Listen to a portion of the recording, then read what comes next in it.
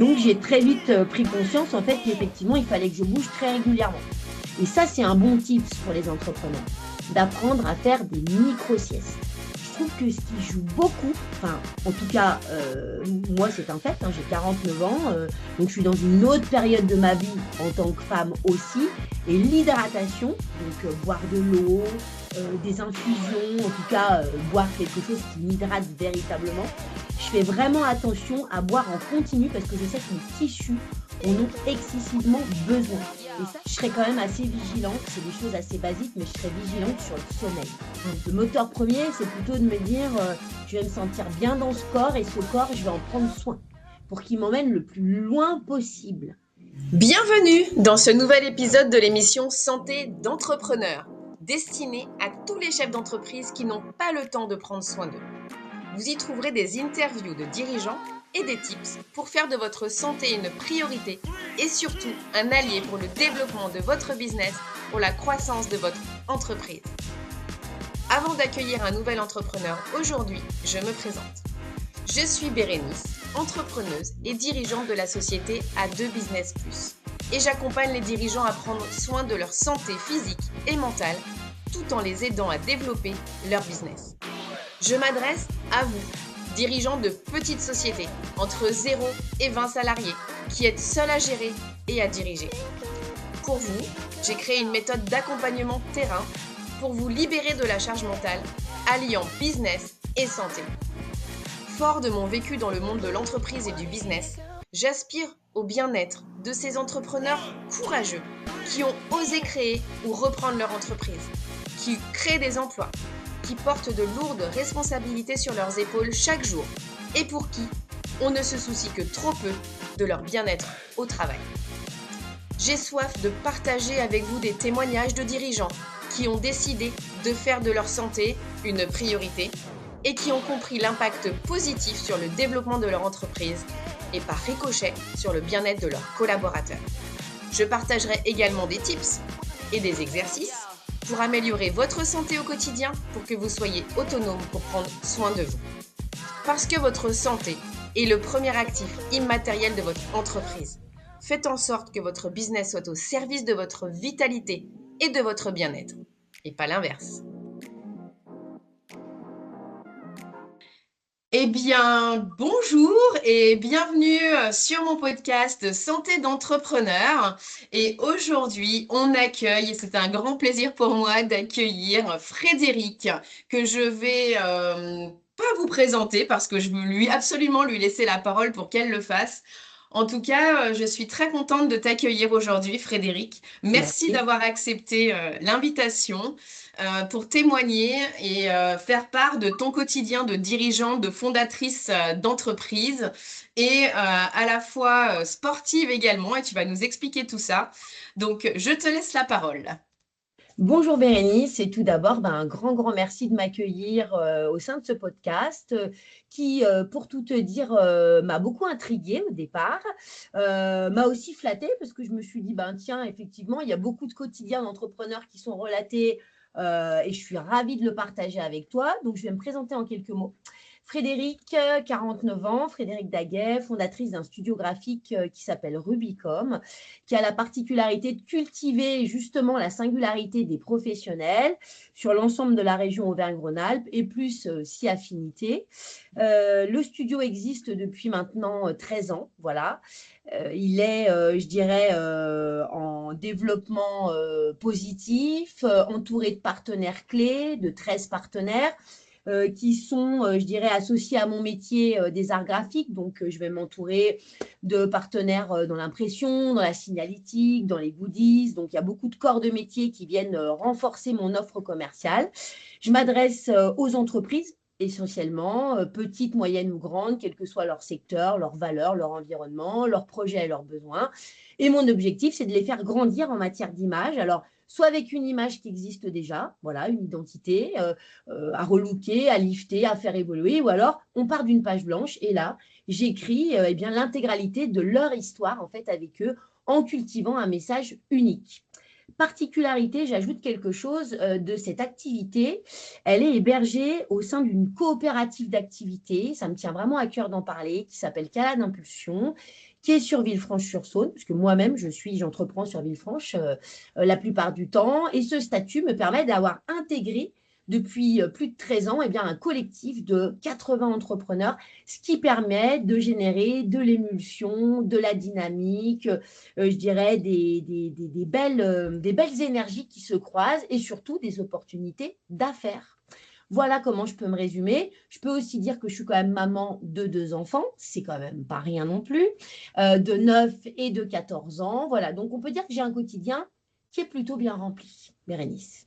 Effectivement, je vois de quoi tu parles. Alors justement, concernant ton quotidien d'entrepreneuse, Oui. qu'est-ce que tu peux nous dire? Comment tu t'organises et comment tu gères cette fonction de dirigeante? Alors, comment je la gère?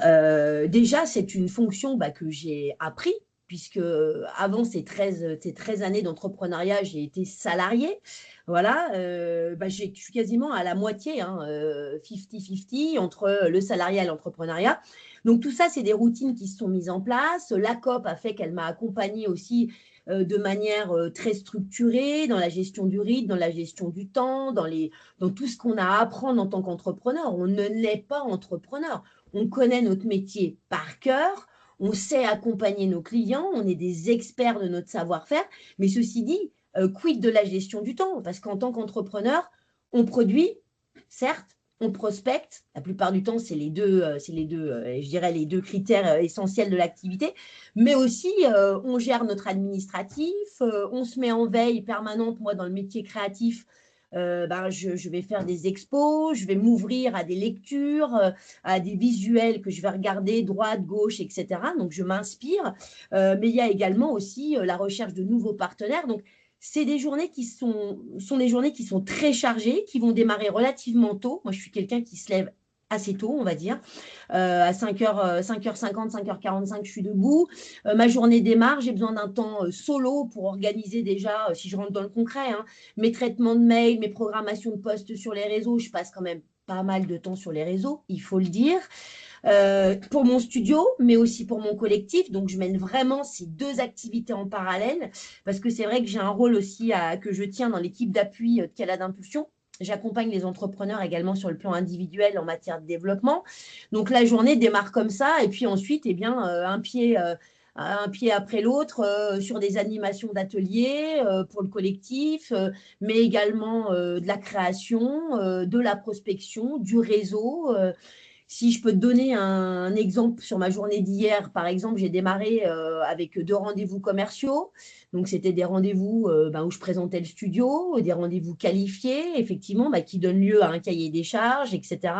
Et puis derrière, un traitement administratif. Puis l'après-midi a été jalonné. Alors, il y a eu un entre-deux, entre midi et deux, puisque ça va être le sujet de notre conversation, mon entraînement en piscine, mon entraînement en natation. Donc, il y a eu ce temps-là qui était important. Derrière, j'ai enchaîné de l'administratif, puis des phases créatives. Et puis derrière, on arrive sur la fin de la journée, gestion du quotidien, gestion de la famille, gestion des enfants.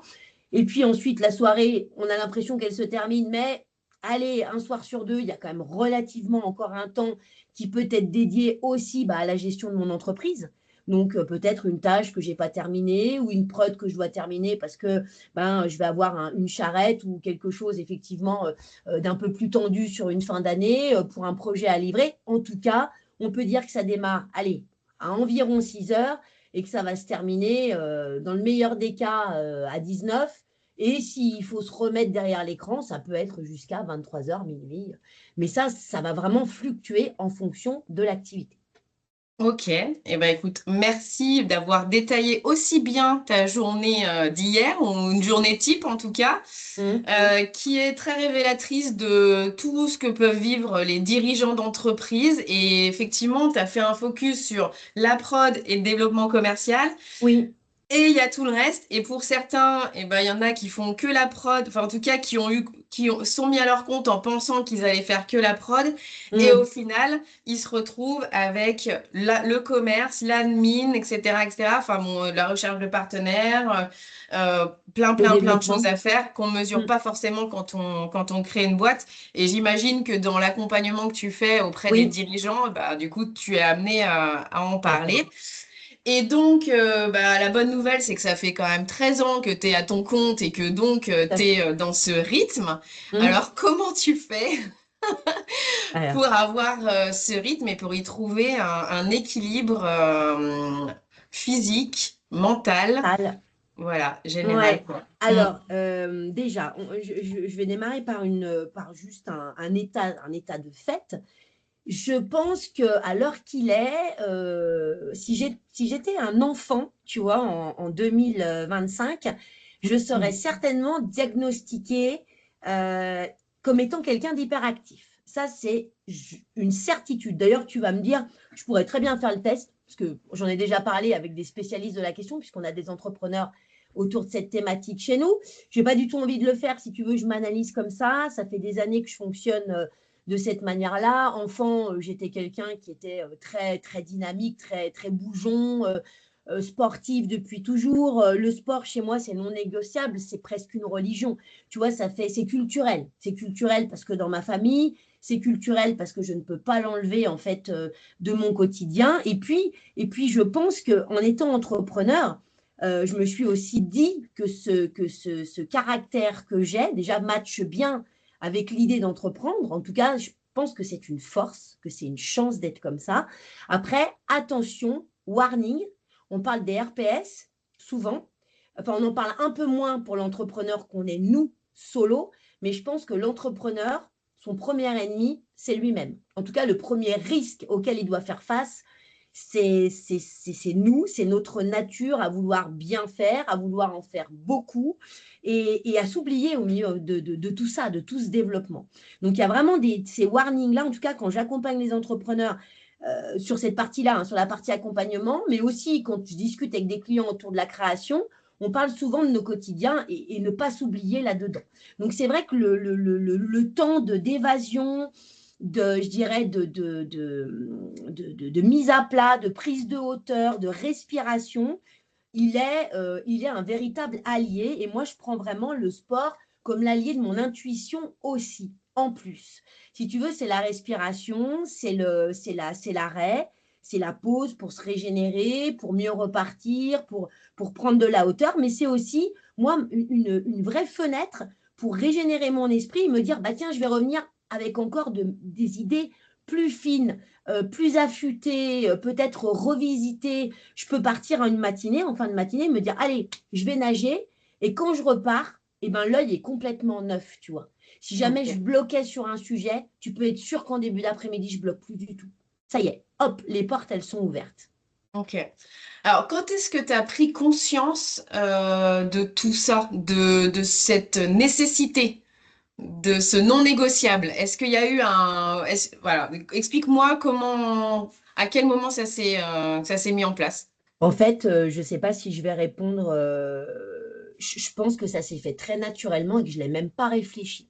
Ok, C'est-à-dire que ce que je te dis là, j'ai des entraînements réguliers, c'est une hygiène de vie. Je ne me suis pas dit, ah bah tiens, je deviens entrepreneur, je vais accélérer la cadence ou je vais faire différemment. Non, ça s'est mis là. De toute façon, j'ai un agenda, j'ai encore un agenda papier, j'ai mon agenda téléphone, mais j'ai un agenda papier. Et dans cet agenda, j'inscris en fait mes entraînements. Donc, si tu veux, à partir du moment où ils sont inscrits, le non négociable, il est déjà là aussi. C'est-à-dire que je les mets et je ne les bouge pas. Quand tu as un rendez-vous avec un client, on avait rendez-vous cet après-midi. À aucun moment, sauf si vraiment je suis à 42 fièvre et que je suis couchée, je ne peux pas bouger, je vais annuler notre rendez-vous. Mais à aucun moment, tu annules. Enfin, je veux dire, c'est pas possible. Tu le prépares, tu sais qu'il va arriver. Et ben mon sport, mon moment sportif, ma fenêtre de respiration, elle est là. Donc, elle est inscrite. Et de toute façon, c'est comme ça depuis le début. Depuis le début, si tu veux. Et je me suis toujours dit que de toute manière, si je voulais tenir la cadence, il fallait absolument que je sois dans cette rigueur. L'entrepreneur, il est rigoureux, le sportif, il est rigoureux aussi. De toute manière, il y a des parallèles. Enfin, il n'y a pas plus de parallèle entre ces deux mondes, je trouve. Alors, ça veut dire que, enfin, la question que je voulais te poser, du coup, de manière plus Ouais, oui, précise, quand tu étais ouais, salarié, tu oui. avais aussi cette hygiène? Oui, quand j'étais Ok. salariée, alors j'avais la chance même, mon entreprise à l'époque, j'étais dans un groupe, un grand groupe qui était au sud de Lyon, à Vénissieux. Nous étions à côté de la piscine, j'allais nager tous les midis. Je me faisais 5 jours sur 5, c'était même encore au-delà d'aujourd'hui. Aujourd'hui, je suis à 3 fois. 5 jours sur 5, c'était quand même déjà pas mal, si tu veux. Donc, mais au fond, c'était comme ça me permettait de tenir une cadence. Ok. Voilà. Ok. Donc, bah maintenant, on va venir sur le sport, sur ton Mmh. hygiène de vie. Alors, tu peux nous en dire un peu plus? Alors, qu'est-ce que je peux te dire de plus? Je peux te dire que le sport principal est donc le contact avec l'eau, parce que l'eau me fait énormément de bien sur différents aspects. Il y a l'aspect cérébral, il y a l'aspect mental, mais il y a l'aspect aussi musculaire, il y a l'aspect squelettique. Si tu veux, il y a il y a toute cette mécanique où moi, depuis toujours, je fais de la création graphique, je passe les 3 quarts du temps devant un écran. Donc, autant te dire que devant mon écran, j'ai beau avoir un siège suédois sur lequel je suis assise, j'ai même essayé un ballon, j'ai beau faire des étirements dans la journée, faire quelques pas, aller respirer, etc. J'ai mal aux épaules, j'ai ce qu'on appelle des troubles musculo-squelettiques, comme beaucoup de gens qui sont derrière un écran. D'ailleurs, pas besoin de faire de la créa, hein, même une personne qui ferait de l'administratif, c'est pareil. Donc, j'ai très vite pris conscience, en fait, qu'effectivement, il fallait que je bouge très régulièrement. Donc, c'est vrai que ce sport, il est important. Donc, c'est un sport en piscine, enfin, en tout cas de la natation en piscine, parce qu'en hiver, c'est compliqué. On peut aller nager en plan d'eau, mais bon, c'est déjà moins agréable. Et c'est aussi surtout la découverte en 2017 de la natation en eau libre. En eau libre. Ça veut dire quoi? Ça veut dire nager, en fait, eh bien, soit en mer, soit en rivière, soit effectivement dans des plans d'eau, soit dans des fleuves. Parce qu'effectivement, dernièrement, j'ai eu la chance de faire l'open swim. Ça fait déjà 2 années de suite que je le fais. Je traverse Lyon à la nage, donc on descend le Rhône. Et je me suis pris de passion pour cette nage en eau libre, la sensation d'être au contact des éléments. En tout cas, ma première course en eau libre, elle était à Marseille. Et j'ai envie de faire un petit coucou au défi Monte Cristo et à Dominique Léna, qui est le fondateur de ce défi Monte Cristo. Et effectivement, bah, je suis fidèle parce que ça fait depuis 2017, j'y vais tous les ans, tous les ans. Donc, ça me donne un objectif pour m'entraîner aussi, pour pas m'entraîner à vide en bassin, parce que quand on fait du bassin, compter les carreaux, c'est bien, mais quand tu sais pourquoi tu les comptes, c'est mieux. Et effectivement, et puis c'est l'idée aussi de rencontrer des gens sur ces événements, parce que tu vas commencer un peu à me connaître, mais moi, j'aime le contact, j'aime le réseau, j'aime vraiment l'aspect groupe, l'aspect collectif. C'est pas pour rien si je suis en COP d'activité. Et en fait, ce qui me plaît, c'est de vivre le truc à plusieurs, quoi.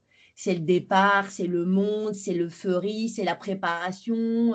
Voilà, donc la prépa, elle va passer, bah, c'est toute une année, en fait, hein. C'est la nutrition, c'est ton sommeil, c'est effectivement le nombre de fois où tu vas nager, c'est combien de kilomètres tu vas compiler dans une semaine en natation. C'est tout ça. Et en fait, bah, tu vois, on retrouve encore la prépa, on laisse rien au hasard, comme quand tu prépares un dossier, comme quand tu rencontres quelqu'un, comme quand tu veux développer ton entreprise. En fait, c'est à nouveau la même mécanique. Mm. Alors, il y a une notion qui est importante quand on fait du sport et dont on n'a pas forcément conscience quand on est entrepreneur, c'est le repos. Oui, oui, oui, oui. Alors, il y a quand même du repos, mais tu es maligne de me poser cette question parce qu'effectivement, je suis quelqu'un, il faut quand même être réaliste, j'ai du mal à me poser. Et oui, Mhm. j'ai du mal à me poser. Donc, chance, j'ai un sommeil plutôt bon. J'essaye quand même de faire des nuits allongées, pas trop courtes. Ça arrive de faire des nuits courtes, mais il faut quand même être très vigilant par rapport à ça. Et effectivement, j'ai des temps quand même où je peux soit faire. Alors, je faisais beaucoup de yoga pendant un certain nombre d'années, et puis avec le quotidien, tout enchaîné, c'est devenu plus compliqué. Alors, j'en fais de mon côté, plutôt solo. J'en fais plus en salle, j'en fais plus en groupe. Mais malgré tout, j'arrive à trouver des temps où je peux aller marcher, où je peux aller. Je fais d'autres sports à côté, hein. Je t'ai pas tout détaillé. Mais par exemple, je fais beaucoup de ski en hiver. Donc, c'est vrai que J'ai aussi des moments où je vais me ressourcer au contact de la nature et où il y a quand même rien, où il y a plus d'entrepreneuriat, où il y a plus de partie accompagnement et je sais aussi avoir des temps de sieste. Par exemple, je suis quelqu'un qui fait énormément la sieste et je peux faire des siestes sur des temps très courts finalement. Et ça, c'est un bon tips pour les entrepreneurs, d'apprendre à faire des micro-siestes. Et d'ailleurs, de partout, sur ton Ok. bureau, dans un fauteuil, je ne sais pas, dans un aéroport sur un siège. De toute façon, je crois que je suis à peu près capable de dormir à peu près n'importe où. Donc, Ah c'est ouais. vrai que si on a cette chance, c'est sympa. Il y a une technique particulière pour tomber rapidement en micro-sieste, Alors, non? peut-être choisir, alors je te dirais même pas un endroit calme parce que je crois que je suis capable, je me suis même surprise à dormir pendant des décollages d'avion. Ça fait rire beaucoup de gens, mais en fait, la fatigue étant là, je me détends vraiment, je laisse tomber mes épaules, essayer de faire en sorte que son esprit ne vagabonde plus, ce qui est difficile dans la tête encore d'un entrepreneur, de le mettre au repos.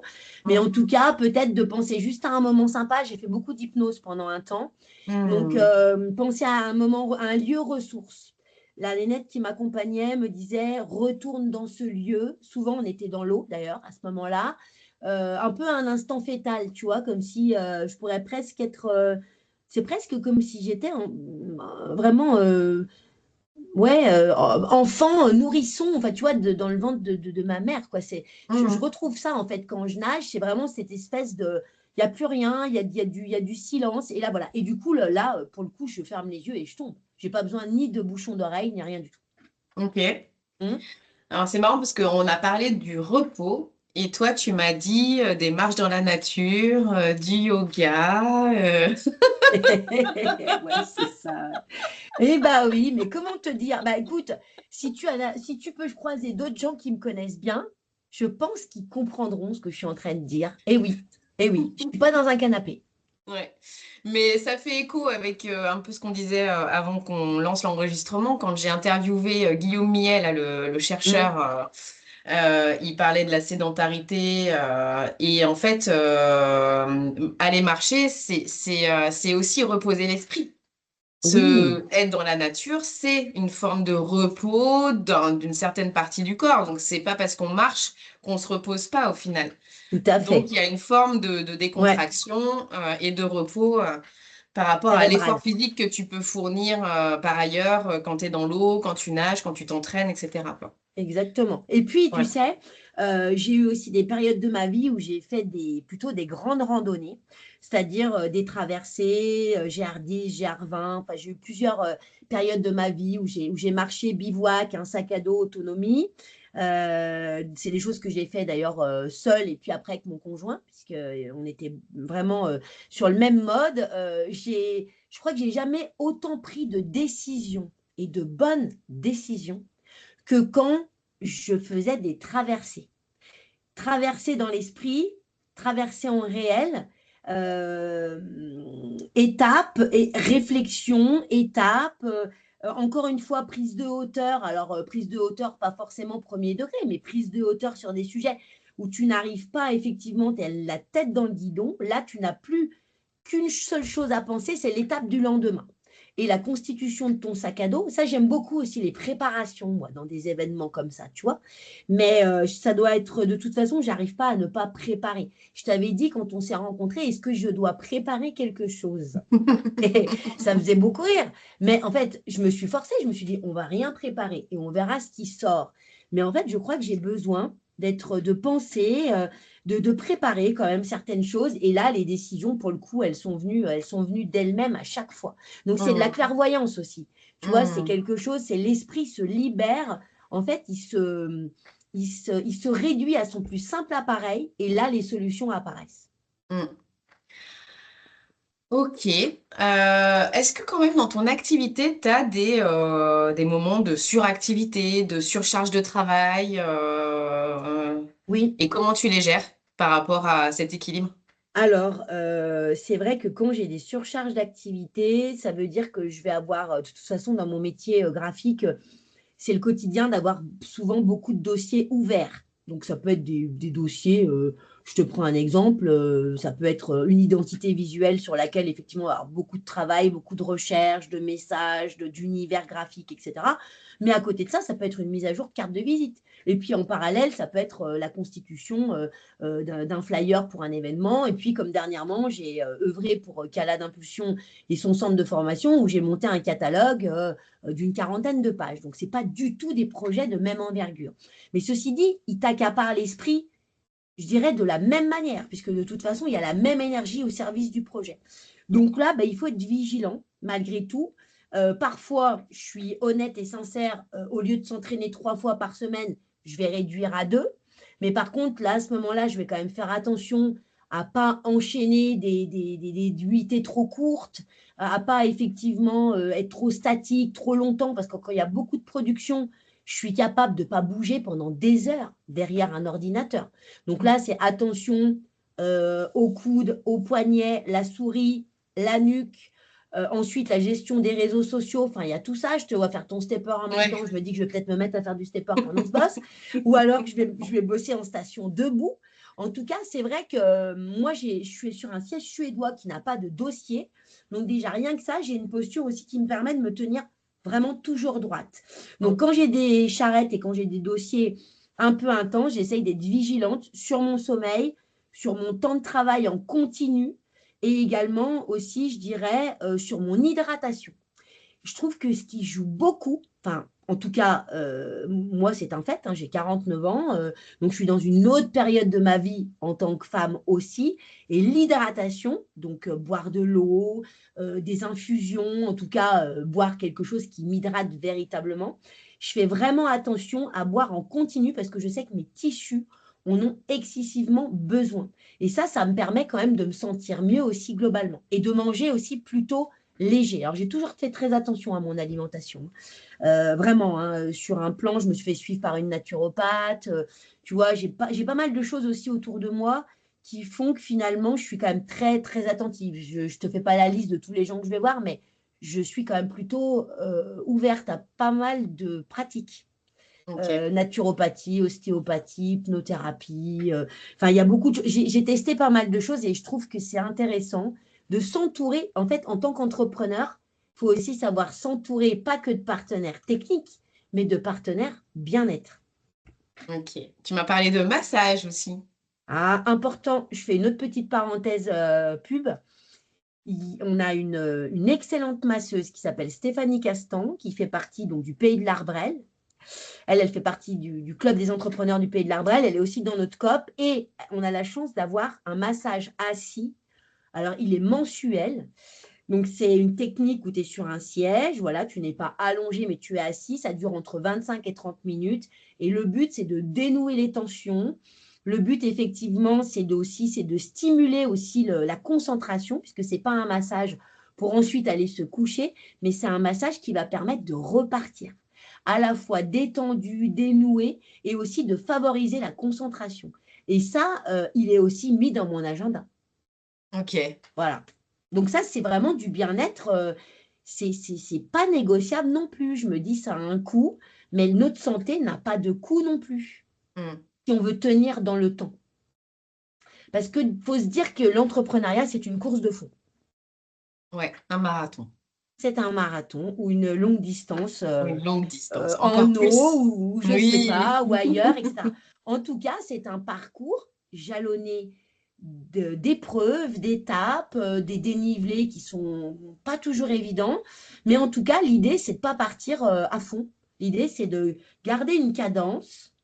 Et voilà. Et effectivement, peut-être avec des accélérations, donc les coups de bourre et les charrettes, mais parfois, effectivement, aussi avoir un rythme. En tout cas, ne pas s'arrêter.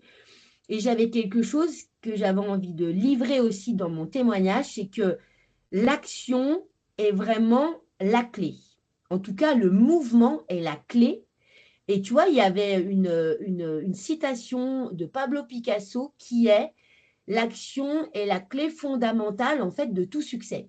Et souvent dans mes posts, tu regarderas sur LinkedIn, je dis qu'en fait l'action est la clé ou le mouvement est la clé. Et je pense que le mouvement, ok, sportivement, oui, C'est la clé du bien-être, c'est la clé effectivement de la fluidité, etc. Mais dans l'entrepreneuriat, si tu bouges pas, si tu ne rencontres pas, si tu n'es pas en connexion permanente, enfin, en tout cas, il faut être en action. Si tu ne l'es pas et que tu restes derrière ton écran à faire tes petites productions sans jamais bouger et rencontrer personne, dans le temps, ça ne marchera pas. Ouais. Voilà. Et ça fait écho avec ce qu'a dit Franck Touni dans un des podcasts qui travaille dans la prestation de services pour les personnes âgées. Mmh. Et il dit que les personnes qui vieillissent le mieux sont celles qui bougent Ouais. et qui ont du lien social. Bon. Voilà. Donc OK. finalement, ça doit être dans la nature humaine d'avoir ce Ouais. genre d'exigence, Mmh. de bouger et d'être en connexion. Et c'est vrai que encore plus quand on est entrepreneur, peut-être parce qu'on est tout seul à gérer notre Oui. activité, même si on a des collaborateurs, un dirigeant qui est tout seul, eh bien c'est lui qui porte les décisions, c'est lui qui porte le risque, etc. Donc il est tout seul finalement. Tout à fait. Et alors, dans ton écosystème, comment ça se passe? Je parle de ta famille, par exemple, pour pouvoir gérer tout ça en termes d'emploi du temps. Alors, comment ça se passe? Bon, je te cache pas que parfois j'en épuise plus d'un. Mais bon, ça, c'est, tu sais, après, on se refait pas, hein. On Mm. essaye de s'améliorer. Mais ceci dit, non, je ne suis pas que focus sur mon sport et mon entrepreneuriat. Il y a de la place, il y a de la place pour tout. Et puis, la famille est quand même ultra importante. C'est un équilibre qui est très important. Les enfants nous apportent beaucoup en tant qu'adultes, en tout cas dans notre construction. Il y a ce lien qui est indéfectible. Enfin, je veux dire, mes enfants sont ma priorité, un de mes enfants est malade, a besoin d'être gardé, etc. Enfin, en tout cas, ou pour quelle que soit la raison, évidemment que ça va être la priorité que je vais me rendre disponible. On n'est pas des chirurgiens, on ouvre pas, on fait pas des opérations à cœur ouvert non plus, tu vois, en tant qu'entrepreneur. Donc, il faut aussi remettre dans un contexte, il y a des choses qui peuvent attendre, qui peuvent être décalées. Donc, la vie de famille, elle est là, elle a toute sa place. Moi, j'accompagne mes enfants aussi. Le soir, c'est plutôt moi qui suis, je dirais, à la prise en charge de la gestion des devoirs. Il y a aussi ça, hein, 9 et 14 ans, on rentre dans cette dynamique, c'est vraiment important. Moi, j'ai à cœur de les accompagner du mieux que je peux, en tout cas, et en leur laissant aussi de l'autonomie. Puis après, il y a aussi la vie de couple. Hein, c'est plein de choses à mettre en parallèle. C'est à la fois s'octroyer des temps en famille, des Mm. temps à deux et aussi des temps tout seul. Des Mm. temps tout seul vraiment pour soi, avec plein de possibilités, et puis des temps seuls, mais avec des amis ou avec d'autres entrepreneurs. En tout cas, l'idée, c'est de ne pas s'oublier là-dedans. Et mine de rien, et bien de développer plusieurs parts de soi. En fait, Mm. on est multiple à l'intérieur de nous. Enfin, moi, j'ai vraiment cette sensation, et peut-être encore plus depuis que je suis entrepreneur. J'avais moins cette notion-là quand j'étais simple salarié. Ok. Mm, Quand tu rencontres des entrepreneurs, notamment en création, dans le cadre de ta coopérative, mm. comment tu les sens en termes d'hygiène de vie ou d'éveil par rapport à leur activité à venir? Alors, ça dépend. Quand on les voit arriver, il y a des personnes qui vont déjà être, je dirais, très enclins à toutes ces questions, à tous ces warnings, en tout cas, à tous ces points sur lesquels il va falloir être vigilant, soit parce que leur métier aussi, finalement, pointe du doigt tous ces facteurs, tous ces critères, les métiers du bien-être, les métiers de l'accompagnement, etc. Mais si par exemple on est sur des métiers type artisan, type consultant, sur des postes voilà, à gérer des gros dossiers, des gros appels d'offres publics. Il n'y a pas de comparaison entre les métiers, hein. Mais Mhm. parfois, c'est des personnes qui vont être capables de faire des semaines de 80 heures, 70 Mhm. heures, 80 heures, et de jamais lever la tête du guidon. Donc, c'est vrai que nous, en tant qu'accompagnateurs, on se doit, mine de rien, d'ouvrir le dialogue aussi avec eux. Sur le business, c'est une chose, sur le développement, c'est une chose, mais aussi sur eux et comment ils vivent l'entrepreneuriat. Moi, bien Mhm. souvent, la première question que je leur pose, c'est comment vas-tu? comment te sens-tu, comment tu as passé tes dernières semaines, est-ce que tu as le moral, voilà, c'est pas que est-ce que tu as signé de devis, est-ce que tu as facturé, t'en es où de ton chiffre d'affaires. C'est hyper important tout ça. Mais au fond, si la machine ne marche plus, comment tu veux aller signer des dossiers? C'est pas possible. Donc, et on a ouvert une cellule RPS en fait dans la COP, un groupe de travail, risques psychosociaux, où on se réunit très régulièrement et où chacun vient déposer en fait aussi ce qu'il a au fond de lui. Et on a même inventé un atelier qui est un peu une sorte de codev flash, hein, le co-développement, mais version accélérée, qui s'appelle Émulsion Création. D'ailleurs, je lui avais donné ce petit nom. Donc, ça fait aussi écho un peu avec la partie créative que j'ai dans le graphisme. Mais là, c'était plus de la création verbale. Et là, sur une session de 3 heures, eh ben, on peut être 5, 8, jamais plus de 8, parce qu'à 8, après, au-delà de 8, on n'arrive pas à dialoguer correctement. On vient déposer un sujet, le caillou dans la chaussure du moment, ou le truc qui trotte dans la tête. Et ensuite, eh bien, on profite du groupe Intelligence Collective pour décortiquer ce phénomène et savoir comment mieux repartir, tu vois. Et si tu n'as pas ces sas je dirais, de décompensation, quoi, en tout cas, voilà, de se livrer régulièrement, c'est un peu lourd à porter, tu vois. Il y a une espèce de sac, en fait, que tu déposes jamais, quoi. Voilà. Ouais. Ok. Alors, si tu avais un, deux ou trois tips à donner là en concentré pour les dirigeants qui sont dans la tête dans le guidon et qui font 80 heures par semaine et qui n'arrivent pas à comprendre comment ils vont pouvoir caler des temps pour eux-mêmes dans leur agenda, qu'est-ce que tu pourrais leur conseiller? Qu'est-ce que je pourrais leur conseiller? Je pourrais leur dire que je dirais qu'au moins une fois par semaine, parce que des gens qui font 80 heures, leur dire tout de suite, tu vas te faire 3-4 sessions de sport, de balade, ça paraît mission impossible. Donc, au moins avoir déjà une fois par semaine un moment ressource. Peu importe le moment. Est-ce que c'est la pause du déjeuner? Est-ce que c'est en soirée? Au moins déjà avoir un temps pour soi avec une activité, alors soit sportive, soit je dirais culturelle, hein. Ça peut être aller faire une expo, ça peut être aller se faire un ciné, ça peut être, j'en sais rien, tu parlais de la soirée du Beaujolais hier soir que tu as partagé sur les autres. En tout cas, un temps où le travail n'est pas le centre. Sûr. Ça, déjà, ça, je le mettrais, je le surlignerais. Deuxièmement, si effectivement, on peut y accompagner d'un peu d'activité physique, en tout cas, peut-être quelques mouvements dans la journée, ne serait-ce que démarrer. Moi, j'aime bien aussi démarrer par quelques mouvements, une petite routine. Alors, on a été bien éduqués dans le collectif Calade parce qu'on a des tas de personnes qui nous ont fait faire des petits exercices pour se mettre en mouvement. Donc, déjà, rien que ça, le matin, c'est top. Quelques minutes suffisent, hein, mais vraiment quelques minutes. Et puis ensuite, je serais quand même assez vigilante. C'est des choses assez basiques, mais je serais vigilante sur le sommeil, sur les heures de sommeil, parce que les années passant, c'est vrai que mine de rien, sur le plan cardiovasculaire, ça, c'est pas moi qui le dis, hein, ça va être des études, etc. C'est vraiment important aussi de faire quand même attention je dirais, à son nombre d'heures. Alors, il y a des gens qui vont être reposés avec 5 heures, 6 heures de sommeil, mais faire attention quand même, je dirais, peut-être aussi à l'heure à laquelle on se couche plutôt qu'à la durée, tu vois, de la phase de sommeil. Moi, je sais que je suis beaucoup plus efficace si je me couche avant minuit que si je passe la barrière des minuit. Donc, le sommeil, avoir des temps pour soi et bouger quand même un minimum. Ok. Voilà.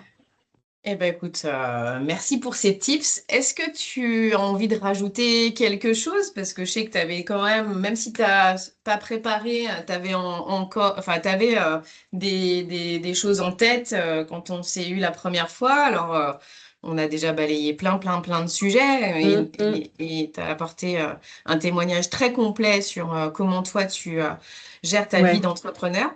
Est-ce qu'il y avait quelque chose que tu voulais rajouter? Oui, j'ai pas. Alors c'est vrai que j'ai pas mentionné à travers cette hygiène de vie ou à travers le sport l'idée de la performance, des leviers de performance, d'aller de décrocher ses objectifs, etc. Évidemment que malgré tout cette activité, cette hygiène de vie, enfin ces challenges aussi sportifs que je me donne, hein, faut parler de ça. C'est quand même des challenges. Je me les donne déjà par rapport à moi.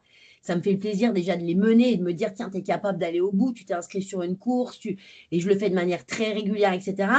Je ne me mens pas en me disant aussi que cette forme de challenge que je me donne très régulièrement me permet quand même de décrocher des objectifs aussi dans ma vie d'entrepreneur. C'est quelque chose, c'est une mécanique, si tu veux, qui marche de pair. C'est-à-dire que mon action, elle est là pour concrétiser les ambitions de mon entreprise. Évidemment. J'en ai moins parlé, parce que ce n'est pas mon moteur premier, en fait. Le moteur premier, c'est plutôt de me dire, je vais me sentir bien dans ce corps, et ce corps, je vais en prendre soin pour qu'il m'emmène le plus loin possible dans ma vie d'entrepreneur, mais aussi dans ma vie d'être humain. Voilà, pour qu'à 80 balais, je me dise, tiens, j'ai encore envie peut-être effectivement de faire un super challenge, de continuer à nager en eau libre, etc. Voilà, et l'entrepreneuriat sera peut-être loin derrière, tu vois. Mais en tout cas, je dirais aux entrepreneurs, ménagez votre monture. Tu vois, prenez soin de vous. Prenez soin de vous. Prenez soin de vous et soyez doux avec vous. On est souvent un peu sévère quand même aussi. On peut se juger un peu vite.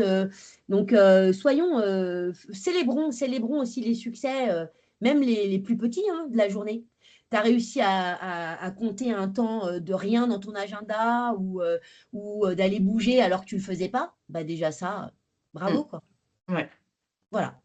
C'est vrai, il y a plein de notions que tu évoques dans ce que tu dis qui relèvent aussi de l'être humain, de la gratitude, voilà, du positif, de l'optimisme, Oui. voilà, donc c'est chouette. En tout cas, toi, voilà, c'est intégré et il y a un truc que je relève, c'est la mécanique que tu as évoquée dans l'atteinte des objectifs que tu te fixes dans le sport. Et comme tu la travailles régulièrement avec le sport, bah, tu arrives finalement à la transposer. Tout à fait. Assez naturellement, du coup, parce que c'est parce que tu t'es entraîné et ton cerveau s'est entraîné comme tu t'entraînes tes muscles, et bah, tu fais la même chose avec ton cerveau. Tout à fait. Et en fait, c'est de la méthode dans la vie pro comme dans la vie perso. Alors après, la vie perso, évidemment qu'il y a des moments où tu n'as pas de méthode pour vivre tes instants en famille, etc. Mais ceci dit, le parallèle entre le sport et effectivement l'entrepreneuriat, c'est cette force musculaire, cette force cérébrale, voilà, elle est là. Et surtout, oui, moi, j'essaye de me dire, on a quand même vraiment de la chance aussi. Je veux dire, à partir du moment où tu es en bonne santé, on peut se dire qu'on n'a pas de problème, globalement. Déjà, soyons contents de ça. Je crois que dans un podcast que j'ai entendu, l'un d'entre eux évoquait ça aussi, en disant, j'ai plus le prénom, mais peu importe, tu retiens des fois des choses, tu vois. Et je me disais, mais on a la santé, mais on a tout, quoi. Donc, au fond, tu signes peut-être moins d'affaires là ou demain. Écoute, c'est pas très grave.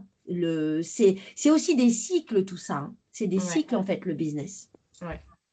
Alors, sachant que dans un des podcasts qui va arriver, on a un dirigeant qui est atteint d'une sclérose en plaques. Ah oui. Voilà, et qui, donc, du coup, sait qu'il va prochainement mourir. Donc, ça, c'est, voilà. Donc, quand on dit à votre santé ou bonne année, qu'est-ce que je peux vous souhaiter? Bah, la santé, bah, ça prend tout son sens, en fait. Ouais. Eh ben, écoute, je ne sais pas quand est-ce qu'il prend la parole, mais en tout cas, et je ne le connais pas, c'est Guillaume, il me semble. C'est Guillaume, ouais. C'est Guillaume, parce que oui, il a mis un mot sur le groupe et je pense qu'en fait, s'il y a quelque chose, j'ai plutôt envie de parler de nous, de notre santé et de notre longévité plutôt que de parler performance. En tout cas, ça me parle plus. Ouais, ok. Et c'est ce que j'ai envie de transmettre à ceux qui vont écouter. Après, tout le monde ne se retrouvera pas forcément. Oui, non, mais bien sûr. Mais par contre, là où on peut se retrouver quand même, c'est dans le rythme de travail de l'entrepreneur que tu vis dans ton quotidien. Et du coup, c'est ça, en fait, notre lien, finalement, en tant qu'entrepreneur et dirigeant. Tout à fait. Tout à fait. Bon. Ok. Eh ben, écoute, merci infiniment. Franchement, merci pour ce beau témoignage, Frédéric. Très inspirant. Et je te souhaite une belle fin de journée. Merci à tous les auditeurs de partager cette belle parole pour permettre à des dirigeants de prendre soin d'eux et de ne Mm. pas exploser en vol. Voilà, en tout cas, merci Bérénice pour cette parenthèse. Moi, ça m'a fait une vraie parenthèse aussi, une vraie pause dans ma journée. C'était presque la récréation. Et puis, merci à ceux qui écouteront. Et en tout cas, je vais écouter la suite des podcasts parce que je trouve que ce format, il est vraiment hyper intéressant. Eh ben, merci, Merci, à merci à toi. bientôt. Eh bien, j'espère que cette interview vous a plu.